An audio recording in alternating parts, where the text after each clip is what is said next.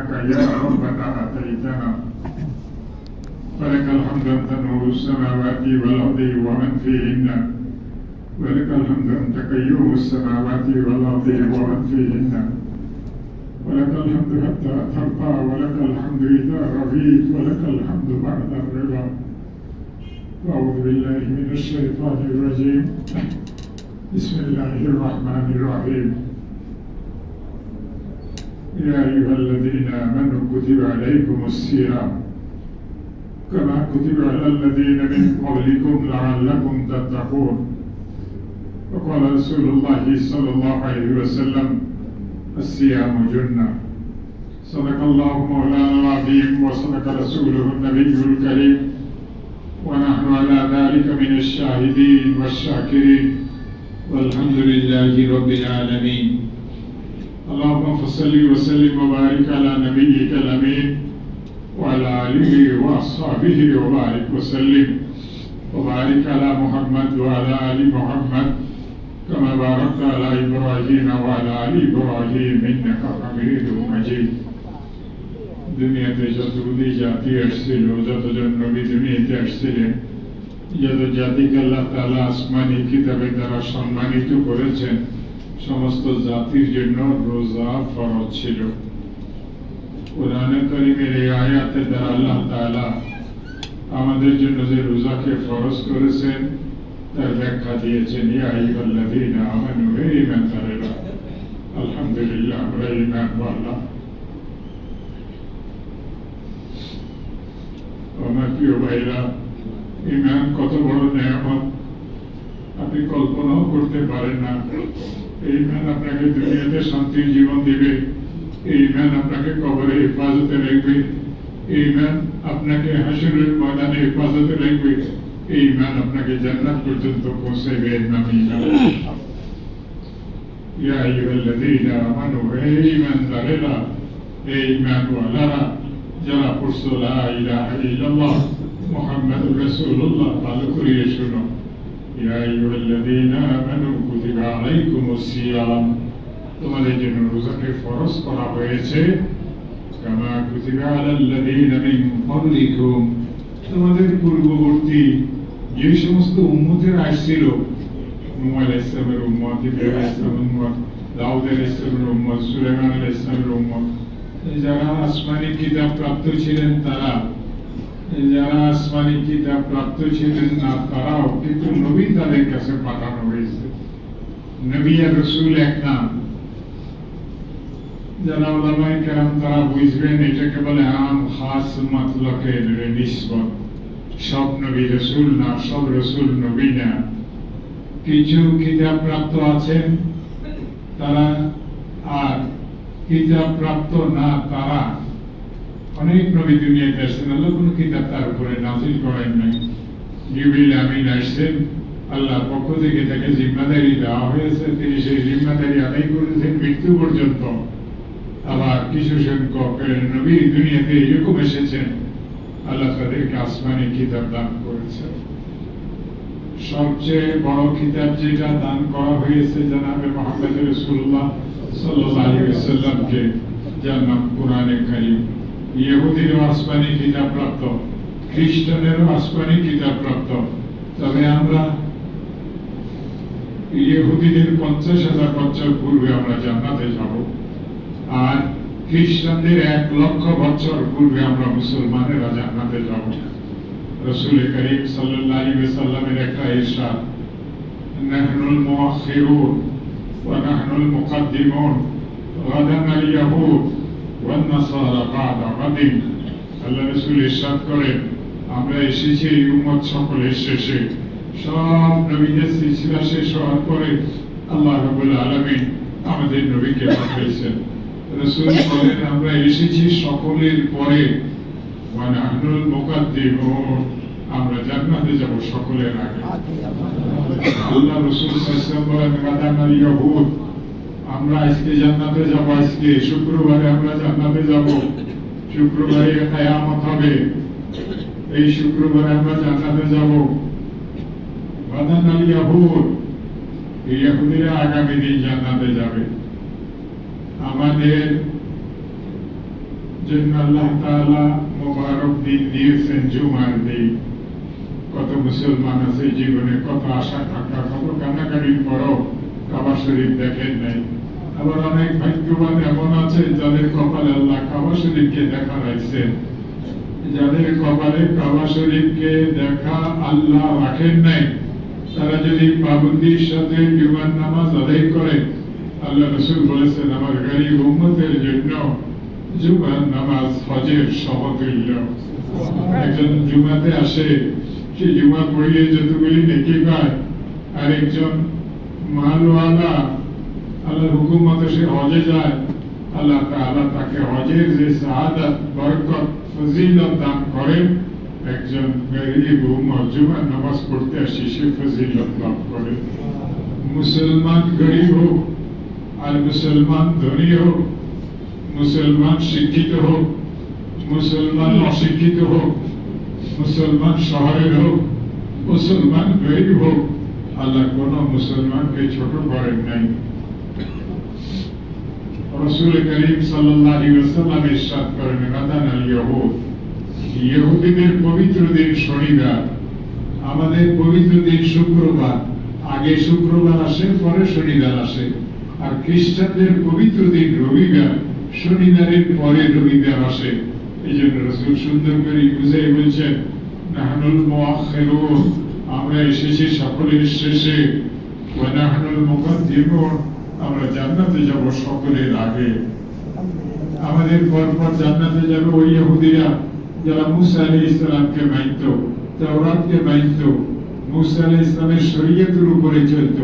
আজকের ইহুদি না, যারা উযাইর আলাইহিস সালামকে আল্লাহর ছেলে বলে।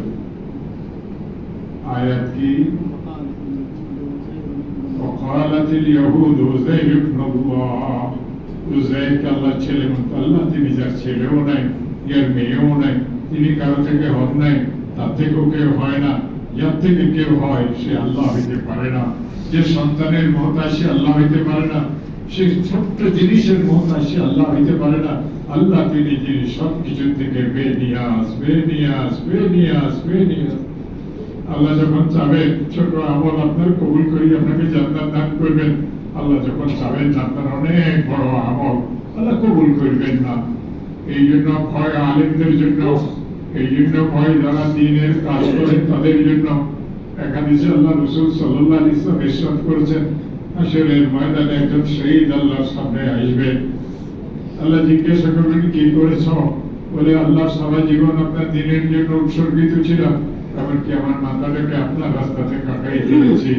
আল্লাহ তাআলা বলবেন না, তুমি আমার রাস্তাতে তোমার মাথাকে কাটাও নাই, তুমি তো মাথা এই জন্যই কেটেছ যাকে তোমাকে লোকেরা শহীদ বলে।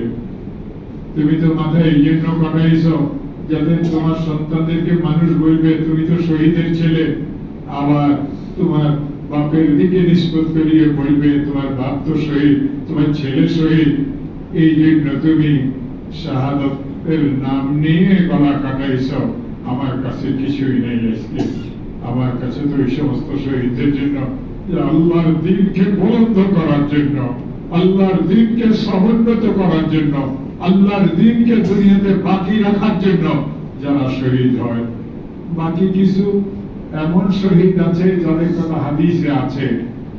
রাসূলুল্লাহ সাল্লাল্লাহু আলাইহি ওয়াসাল্লাম, আল গরীক শহীদ ওয়াল হারিক শহীদ। এই যদি পানিতে ডুবে মারা গেল আল্লাহ তাকে শাহাদাতের মর্তবা দান করে। কেউ যদি আগুনে জ্বলিয়ে মারা গেল, কারেন্টে শর্ট খেয়ে মারা গেল, জালিম হঠাৎ গুলি করিয়ে মারিয়ে ফেলল, আল্লাহ তাকে শহীদের মর্তবা দান করেন। কিন্তু ওই শহীদ যে আল্লাহর রাস্তাতে গিয়ে আল্লাহর দ্বীনকে বুলন্দ করার জন্য গলা কাটে, যে দুই শহীদ কোনোদিনও সমান না। পাগড়ি বাঁধলে যদি আটাজারি হুজুর হইতো, চরমনাই হুজুর হইতো, তো সব পাগড়ি বাঁধনেওয়ালা তো চরমনাই বিশ্বাস। বুঝলেন নাই? পাগড়ি বাঁধার ফজিলত আছে, কিন্তু পাগড়ি বাঁধি আপনি চরমনাইয়ের পীর হইতে পারবেন না। উনি তো আল্লাহর ওলি ছিলেন, আমার সবই সাথে আল্লাহর ওলি ছিলেন, নানুপুরের মামা জমিরুদ্দিন সাথে আল্লাহর ওলি ছিলেন, সন্দীপের পীর সাথে আল্লাহর ওলি ছিলেন।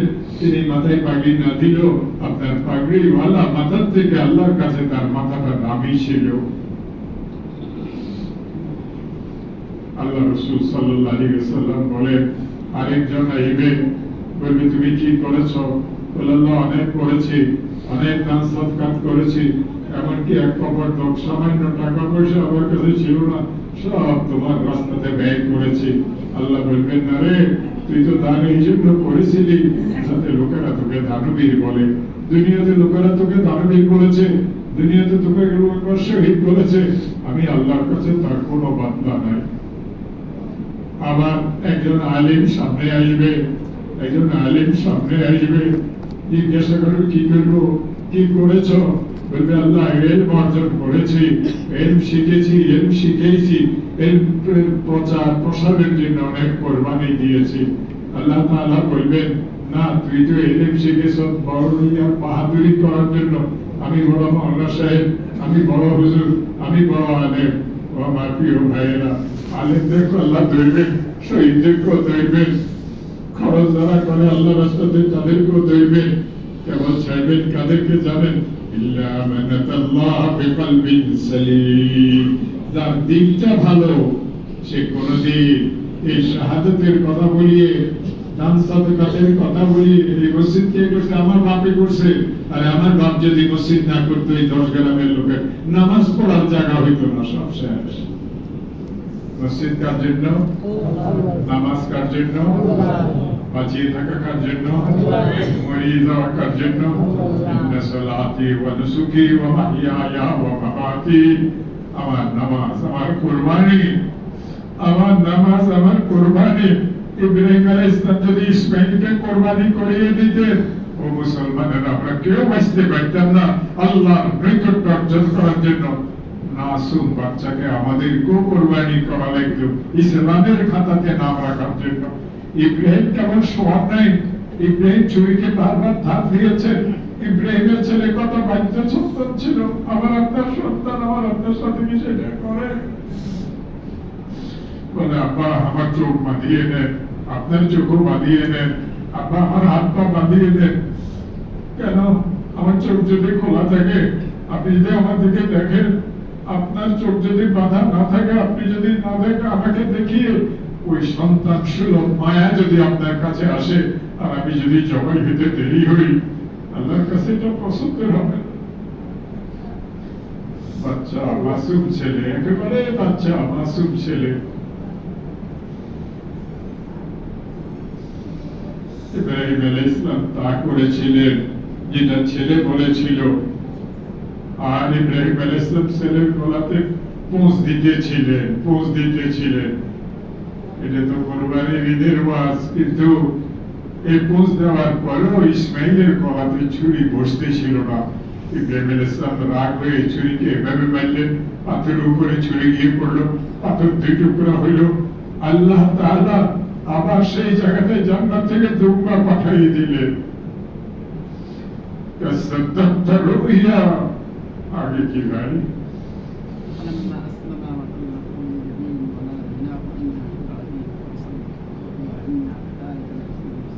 إنا كذلك نجزي المحسنين। হযরত ইব্রাহিম আলাইহিস সালাম যদি ছেলেকে কুরবানি করতেন, আমাদেরকেও ছেলেকে কুরবানি করি আল্লাহর নৈকট্য অর্জন করতে হতো। নবী রাসূলদের প্রত্যেকটা আমল আমাদের জন্য পথ প্রদর্শক। রাসূল করিম সাল্লাল্লাহু আলাইহি ওয়াসাল্লাম ইরশাদ করেন, নাহনুল মুআখিরুন, আমরা এসেছি সকলের শেষে, ওয়া নাহনুল মুকদ্দিমুন, আমরা যাব সকলের আগে। রাদানাল ইয়াহুদ, ইহুদি আগামী দিন যাবে, আর ওয়ান নাসারা বাদা ওয়ালিদ, খ্রিস্টান জগৎ যারা ঈসা আলাইহিস সালামকে মানে, যারা ঈসা আলাইহিস সালামকে খোদা মনে করে না, যারা হযরত মারিয়ামকে খোদা মনে করে না, ঈসা আলাইহিস সালামের এক দল খ্রিস্টান, বর্তমান যুগের যারা খ্রিস্টান আছে, কোরআনে কারিমে আছে, তারা হযরত মারিয়ামকে খোদা মনে করত, ঈসা আলাইহিস সালামকে খোদা মনে করত। ঈসা আলাইহিস সালামকে এমনও তারা অপবাদ দিয়েছিল, আমাদের অনেক গুনাহ, ঈসা আলাইহিস সালাম আমাদের গুনার প্রায়শ্চিত্ত অর্জন হাসিল করার জন্য তাকে আমরা জবাই করে দিয়েছি। তিনি তার রক্ত দিয়ে আমাদের সব পাপ মোচন করে দিয়েছেন। এই জন্য তাদের ধর্মতে মদ হালাল, তাদের ধর্মতে জিনা হালাল, তাদের ধর্মতে আরো হাজারো জিনিস হালাল, যেগুলি দুনিয়ার কোন ধর্মের মধ্যে নেই, কারণ তাদের নবীকে তারা জবাই করি সমস্ত পাপের প্রায়শ্চিত্ত নবীর মাধ্যমে হয়ে গেছে। আল্লাহ তাআলা কোরআনে কারীমে ইরশাদ করে জানাইছেন, এই খ্রিস্টান জগৎ তোরা মৃত্যু, এই খ্রিস্টান জগৎ তোরা মৃত্যু, এই পোপেরা মৃত্যু মৃত্যু মৃত্যু। আল্লাহ বলেন ওয়া কাতালুহু ওয়া সালাবুহু ওয়ালাকিন শুববিহা লাহু। আল্লাহ বলেন তারা ঈসা আলাইহিস সালামকে মারতেও পারে নাই, ঈসা আলাইহিস সালামকে ছুরিতেও চড়াইতে পারে নাই, ফাঁসিতেও লটকাইতে পারে নাই। আমি একজন তাদের মতো মানুষকে, তাদের দলের একজন লোককে ঈসার চেহারার মতো করে দিয়েছিলাম, আর তারা তাদের লোককে মেরেছে, আর আমি আল্লাহ আমার ঈসাকে আসমানে উঠে দিয়েছি। বাল রাফাহু আল্লাহু ইলাস সামা। এটা আয়াত না কোরআনের? আনতুম তাহরুসুনাহু ওয়া নাহনুল হারিসুন। এটা কি কোরআনের আয়াত? কোন পারাতে? হ্যাঁ, পরের পরীক্ষা হোক, পাস করতে পারেননি দেখি। মাদাইনগরের মুফতিও লিখিছে, কালকে যেখানে গেছি সেগুলো দিচ্ছে, সব গিরিয়ে রয়েছে, যাইতে পারি না, ল্যাংড়াই ল্যাংড়াই হুইল চেয়ারে করে সব জায়গায় নিয়ে যা, কান্দে মানুষ যাওয়ার জন্য। ধরেন করে শরীর আছি। কালকে একজন আমার খুব মায়া মহব্বতের হাবেশা, অনেক ভালোবাসি তাকে আমি, আমার ভুল ধরছে, আপনি যে আয়াত পড়িয়ে এই ওয়াজ করছেন, এই আয়াত কোরআন শরীফে নাই।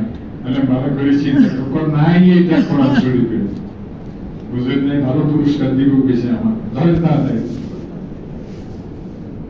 আনতুম তাহরুসুনাহু ওয়া নাহনুল হারিসুন, আনতুম তাসরাউনাহু ওয়া নাহনুস সারিউন, আনতুম তাহরুফুনাহু ওয়া নাহনুল হারিসুন। এটা নাই, এটা কোরআনের আয়াত না। দেখেন আমি কত মূর্খ, আমি কত অজ্ঞ। আমার মতো মূর্খ হয়তো আর বাংলাদেশে আরেক গাধা নাই। এই গাধা সবসময় মনে করতে হবে এটা কোরআনের আয়াত, হয়তো হাদিস শরীফের মধ্যে আসছে বা কোথাও আসছে, এটাকে আমি কোরআনের আয়াত মনে করি ওয়াজ করতাম, সবাই হা করিয়ে দেখতো আর গাইতো। বুঝেন নাই? হয়তো যে বুঝুর মাশাআল্লাহ, কিন্তু কেউ ভাই চিন্তা করতে নজরে কি কোরআনের আয়াত বলে ওয়াজ করে না আরবি কথা বলে ওয়াজ করে।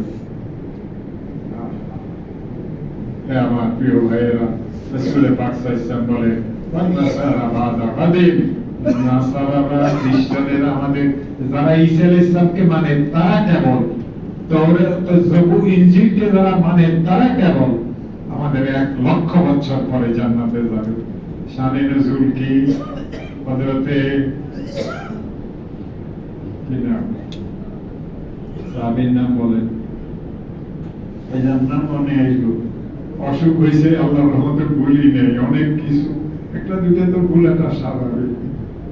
আমার ডাক্তার জিজ্ঞাসা করে সবকিছু মনে আছে, আমার খাতার নাম কি আছে, নাম ভুলি নেই, ওনার নাম কি, আমার নামও ভুলি নেই। আমি আল্লাহর রহমতে হাজার হাজার কোরআন এবং হাদিস সব আমার মুখস্থ হয়ে গেছে।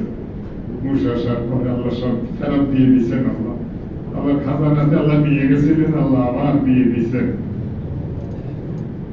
আসাদ ইবনে জুরারা রাদিয়াল্লাহু তাআলা আনহু মদিনার একজন জলিলুল কদর সাহাবী ছিলেন। মক্কাতে আসি ইসলাম গ্রহণ করেন নাই, মদিনাতে প্রেরিত সাহাবাদের হাতে মুসলমান হয়েছেন। দেখেন খ্রিস্টান জগৎ প্রত্যেকে, ইহুদিরা শনিবারে ইবাদত বন্দেগী করে খাসভাবে, খ্রিস্টানেরা রবিবারে খাসভাবে ইবাদত বন্দেগী করে। তারা চিঠি লিখলেন আল্লাহ রাসূলের কাছে, ইয়া রাসূলুল্লাহ, খ্রিস্টানেরা এইভাবে ইবাদত করে, ইহুদিরা এইভাবে ইবাদত করে, আমরা তো মুসলমান, আপনার উপর আমরা ঈমান এনেছি, কোরআন আপনার কাছে আসা আমাদের জন্য একটা দিন সিদ্ধান্ত করিলেন, যে দিনে আমরা কিছু খাস ভাবে ইবাদত বন্দেগী করব। রাসূল পাক সাল্লাল্লাহু আলাইহি ওয়াসাল্লাম হযরত আসাদ ইবনে জুরারা রাদিয়াল্লাহু তাআলা আনহুকে যার ঘরে প্রত্যেক বেলা 70 থেকে 80 জন, 100 জন, 160 জন পর্যন্ত মুহাজির সাহাবীরা খানা খাইতেন। মদিনার ধনী সাহাবী ছিলেন। ও আমার প্রিয় ভাইয়েরা, এই মাসে কয়জনের ঘরে কয়জন লোক খানা খাইছে? রাসূল জীবনে একা কোনোদিন খানা খান নাই, সাহাবীরা একা কোনোদিন খানা খাইতেন না। রাত্রিবেলাতে অনেক লোক দূর দারাজ থেকে আসতো, রাসূল বলতেন এরা সব আমার মেহমান, কে কয়জন নিবা? কেউ 10 জন, কেউ 5 জন, কেউ 7 জন নিয়ে যেত। বিবি ঘরে যাওয়ার পরে বলেছে ঘরে তো এই পরিমাণ খাবার নাই, বাচ্চাকে খাওয়াবে এই পরিমাণ খাবারও নাই। তো বললেন তুমি বাতিটাকে বাহানা করে নিভেই দিবে, খাবার মেহমানের সামনে রাখবে, আমি চাবানোর আওয়াজ করব, খাওয়ার আওয়াজ করব, মুখ দিয়ে যাওয়ার আওয়াজ, মুড়ি খাওয়ার এক আওয়াজ, কই খাওয়ার এক আওয়াজ, মোলা খাওয়ার এক আওয়াজ, বিস্কুট খাওয়ার এক আওয়াজ, আপনি চাইলে পাইবেন করতে। আমি সেই আওয়াজ করার পান করব, খাইতেছি, আর মেহমানকে বলবো খান। সব খানা খাওয়াই দিয়েছে মেহমানকে, নিজেও উপাস, স্ত্রীও উপাস, সন্তানও উপাস। এদের নাম কি? সাহাবায়ে কেরাম রাদিয়াল্লাহু আলাইহিম আজমাইন। রাসূল বললেন তোমরা জুমার দিনকে নির্দিষ্ট করিয়ে নাও, জুমার দিনে তোমরা খাস ভঙ্গিতে কিছু ইবাদত বন্দেগী করবে।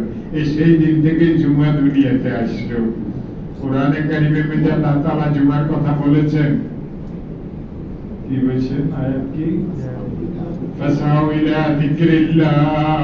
আযান হওয়ার পরে দোকানদাররা দোকান আর খুলিয়ে রাখিও না। আল্লাহর কসম করিয়ে বলি, ওই দোকান যেটা বন্ধ হবে আযানের সাথে সাথে, সেই দোকানে আল্লাহ বরকত দিবেন।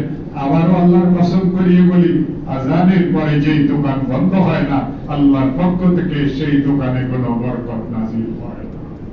এখন আপনার ইচ্ছা খোলা রাখবেন না বন্ধ রাখবেন, তা আপনার ব্যাপার। ওমা আলাইনা ইল্লাল বালাগ। আমার কথা তো আমি জানাই দিছি, আপনি করার মালিক, আপনি করার মালিক আপনি। এই জন্য আমার প্রিয় ভাইয়েরা, কি বলতেছিলেন? আচ্ছা, আগামী জীবনে যদি আবার সুস্থ থাকি, সবাই অনেকে ফোন করে যে আসবেন কিনা। আল্লাহ তাই কইছে শরীর খারাপ থাকলে আসার দরকার নেই, আপনাদেরকে দেখলে মনটা বড় হয়ে যায়। কালকে যেখানে গেছি 20 মিনিট ওয়াজ করবো, 1 ঘন্টার উপরে ওয়াজ করছি। যারা লগে গেছে সব লাগতো 1 ঘন্টা কেন ওয়াজ করলাম। আমার তো 1 ঘন্টা ওয়াজ করার এখনো অনুমতি ডাক্তারে দেয় নাই। এই সপ্তাহ আগে যাওয়ার কথা ছিল, সোরের মতো যাই নাই। গেলে তো নতুন কিছু কলমা পড়াই দিবে, এর বাইরে যাইতে পারবে না। আর এরা কোরআনের রহিকে এত দামি মনে করে না, আর বার্ডেমের কি নাম, ওই যে প্রফেসরদের কথাকে যেরকম দামি মনে করে। এইখানে দেখেন কি লিখিয়ে দিছে। তা আমি এটা দেখতেও চাই না, লিখতেও চাই না, যাইতেও চাই না। আল্লাহ যদি আপনারা দোয়া করেন আমি ভালো পেয়ে যাব। আমি দাঁড়াইতে পারবো, আমি এখনো দাঁড়াইতে পারি না। আমি যদি দাঁড়াইতে পারতাম তো আমি সংক্ষেপ হইলে জুমা পড়াইতাম। আমি নিজে নিজে দাঁড়াইতে পারি না, ধরলেও আমি হাঁটুতে এখনো ব্যথা। যে আল্লাহ আমাকে মৃত্যুর মুখ থেকে ফিরে যাচ্ছে। আমি গত জুমাতেও, তার আগে জুমাতেও বলেছি, প্রত্যেক সন্ধ্যায় আমি মনে করতাম সকালে মনে হয় আমি থাকবো না। পাউডারের মতোই আমার শরীরের চামড়া চলে গেছে। সে আল্লাহ তো আমার চামড়া ফেরত দিয়েছে, সে আল্লাহই দিয়েছেন, সে আল্লাহই দিয়েছেন, ইউনূস আলাইহিস সালামকে দিয়েছেন। আমি এই দোয়া করতাম, লা ইলাহা ইল্লা আনতা সুবহানাকা ইন্নী কুনতু মিনাজ জালিমিন। এই অন্ধকারের ভিতরে ইউনূস আলাইহিস সালাম ছিলেন। পানির গভীরতার অন্ধকার, পানির তলদেশের অন্ধকার, মাছের পেটের ভিতরের অন্ধকার। মাছের পেটের ভিতরে ইউনূস আলাইহিস সালাম ছিলেন দীর্ঘ সময় পর্যন্ত। ইউনূসের মুখে কি জিকির ছিল জানেন? ইউনূস আলাইহিস সালামের দোয়া, লা ইলাহা ইল্লা আনতা, লা ইলাহা ইল্লা আনতা। পড়েন সবাই, লা ইলাহা ইল্লা আনতা, মাওলা তুমি ছাড়া আর কোনো মাবুদ নাই। লা ইলাহা ইল্লা আনতা সুবহানাকা, তুমি পুত পবিত্র। লা ইলাহা ইল্লা আনতা সুবহানাকা ইন্নী কুনতু মিনাজ জালিমিন। নিশ্চিত আমি পাপীদের মধ্যে, আমি জুলুমকারীদের মধ্যে। আল্লাহ ভাই সাজা কেন হইল? আমার গুনাহ মাফ হওয়ার জন্য আল্লাহ এই সাজা আমাকে দিয়েছে। আল্লাহর সাথে সাথে আয়াত নাযিল করলেন, জানাই দিলেন, ফাস্তাজাবনা লাহু। আমার ইউনূস দোয়া করলেন, আমি কবুল করিয়ে নিলাম। ফাস্তাজাবনা লাহু, আমি ইউনূসের দোয়াকে কবুল করলাম। ওয়ানাজাইনাহু মিনাল গাম্মি, এই কঠিন বিপদ থেকে, মাছের পেটের ভিতর থেকে ইউনূসকে আমি আল্লাহই বাহির করলাম। ফাস্তাজাবনা লাহু ওয়ানাজাইনাহু মিনাল গাম্মি। কিয়ামত পর্যন্ত যত মুমিন বান্দা বান্দিরা আইবা, স্মরণ করিও যেভাবে আমি ইউনূসকে সাহায্য করে মাছের পেটের থেকে বাহির করেছিলাম। ওয়াকাযালিকা নুনজিল মুমিনিন, কিয়ামত পর্যন্ত মুমিনদেরকে আমি এইভাবে উদ্ধার করব। চারিদিকে হযরত মাওলানা সৈয়দ হুসাইন আহমদ মাদানীকে 12 জন নেপোলিয়ান পুলিশ গুলি ধরছে, মারিয়ে ফেলবো। লম্বা ইতিহাস বলার সময় নেই, বলবো না, 10 মিনিট দেরি হয়ে গেছে। ওদেরকে ওই পিছনের থেকে তাদের যে জানায় যখন অর্ডার দিছে ফোর্স মারাও, মারছে, যে কয়টা মারছে ওই বন্দুকের গুলি সামনের দিকে যে গতিটা, পিছনেও এই গতিতে ধাক্কা দেয়, এই জন্য রিভলভার দুই হাত দিয়ে ধরে দেখবে। আর বন্দুকের যে কাঠের অংশ এটাকে এইখানের মধ্যে শক্ত করে লাগাই রাখতে হয়, নাহলে ধাক্কা দেয়। ওই যে উল্টা ধাক্কা দিয়া তিনটা করে চিত্তে মরি গেছে 12টা একসাথে। কয়টা? এটা পাক ভারত উপমহাদেশের ইতিহাস, বেশি দিন আগের কথা না। তিনি তো সন্দীপ হুজুরের ওস্তাদ ছিলেন, সন্দীপ পীর সাহেবের পীর ছিলেন। আল্লাহ ওনার সাথে ব্যবস্থা করেছেন। ফাস্তাজাবনা লাহু ওয়া নাজ্জাইনাহু মিনাল গাম্মি ওয়া কাযালিকা নুনজিল মুমিনিন। নিশ্চিত মৃত্যুর মুখে থাকবেন, বাঘের মুখে পড়ে গেছেন, আল্লাহ বাঘের মুখের থেকে আপনাকে বাহির করবেন। আল্লাহ বলেন সেই শক্তি আমার আছে। আছে না নাই? সে আল্লাহর সাথে সম্পর্কের জন্য এই রমজান দেওয়া হয়েছে। আয়াতের তরজমা করতে পারি নাই, বেশি বেশি করিয়ে পড়বেন। আল্লাহুম্মা বারিক লানা ফি রাজব ওয়া শাবান, বলেন আল্লাহুম্মা বারিক লানা ফি রাজব ওয়া শাবান ওয়া বাল্লিগনা রমাদান। রমজানের মনে যে খুশি হয়, ঈদের মাসে খুশি আসে, ঈদের দিনে যে খুশি হয়। আরেকদিন সুন্দর জামাও গাই দিছে, আতরও লাগাইছে, দামি জামা কাপড়ও পরছে, পোলাপানেরা ঈদি হাদিয়াও দিছে, বাসাতে 10 রকমের 15 রকমের খাবার টেবিলে সাজাইছে। ঈদের খুশি কেউ আনতে পারবো? ঈদের দিন বৃষ্টি হলেও ঈদের আলাদা একটা খুশি আছে। এই খুশি আল্লাহ প্রদত্ত, আল্লাহ প্রদত্ত, আল্লাহ প্রদত্ত। আপনি যদি আল্লাহর রহমত চান, আল্লাহর সাথে আপনাকে সম্পর্ক করতে হবে। আপনি যদি আল্লাহর মেহেরবানি চান, আল্লাহ ছাড়া আপনার কেউ নাই, কেউ নাই, কেউ নাই, কেউ আপন না। কেবল আপন কে? আল্লাহ। বলেন কে? আল্লাহ ছাড়া আমাদের কেউ আপন নাই। আল্লাহর সাথে সম্পর্ক কায়েম করেন। এখন থেকে রমজানের জন্য প্রস্তুতি করেন। আর এই দোয়া বেশি বেশি করে পড়েন। রাসূল পড়তেন, আল্লাহুম্মা বারিক লানা ফি রাজব ওয়া শাবান। আয় আল্লাহ, রজব এবং শাবান মাসে আমাদেরকে বরকত দিও। ওয়া বাল্লিগনা রমাদান, রমজান শরীফ পর্যন্ত আমাদের হায়াতকে একটু লম্বা করিয়ে দিও, আমরা যেন রমজান পাই। আর রমজানের ওসিলাতে আল্লাহ যেন তুমি আমাদেরকে মাফ করিয়ে দাও। আমার জন্য দোয়া করবেন। দোয়া চাওয়ার জন্য মসজিদে আসি, অনেক কষ্ট। তিনতলা থেকে চেয়ারে বসাই আমাকে ছেলেরা নামায়, অনেক কষ্ট তাদের। আবার এই 3 তলা পর্যন্ত উঠাইতে হয়। বাথরুমে এখনো যাইতে পারি না, পিছনে ধরিয়ে বাথরুমে নিতে হয়। আল্লাহর কাছে দোয়া করবে, আল্লাহ যেন আমাকে সুস্থ করেন। আমি তো পাক্কা নিয়ত করেছি, জীবনে যত ভুল করেছি, তওবা করেছি, আর যতদিন দুনিয়াতে বাঁচিয়ে থাকি আমি কেবল আমার আল্লাহর কথা বলবো, আমি কেবল আমার রাসূলের কথা বলবো, আমি কেবল ইসলামের কথা বলবো। এই দুনিয়ার সাথে আর আমার কোনো সম্পর্ক নাই। আমি যেই দিন অসুখের থেকে সুস্থ হয়েছি, একটু সেই দিন থেকে নিয়ত করছি, এখন থেকে আমি আমার আল্লাহর পথে পুরোপুরি ভাবে চলবো। আল্লাহ যেন আমাকে নেক হায়াত দেন, আল্লাহ যেন আমাকে দ্বীনের কাজ করার জন্য, কোরআন এবং হাদিসের খিদমত করার জন্য আল্লাহ আমাকে কবুল করেন। আপনাদের কাছে এই দোয়া চাই। ভাইয়েরা, আপনারাও চেষ্টা করবেন আল্লাহ ওয়ালা হওয়ার জন্য। আল্লাহ ওয়ালার বিকল্প নাই, আল্লাহ ওয়ালার বিকল্প নাই, আল্লাহ ওয়ালার বিকল্প নাই। আজরাইল আসবে একদিকে, ফেরেশতারা ঘিরিয়ে ফেলবে আরেকদিকে। ফেরেশতারা আপনাকে ইস্তেকবাল করার জন্য আসবে, সাদর সম্ভাষণ জানানোর জন্য ফেরেশতারা আসবে। আপনার রূপটাকে কেমনে নেওয়া হবে জানেন? স্বর্ণের একটা তস্তরি আসবে, এই তস্তরিতে রেশমি রুমাল দিয়ে রূপটাকে বাইক ওইখানে রাখা হবে।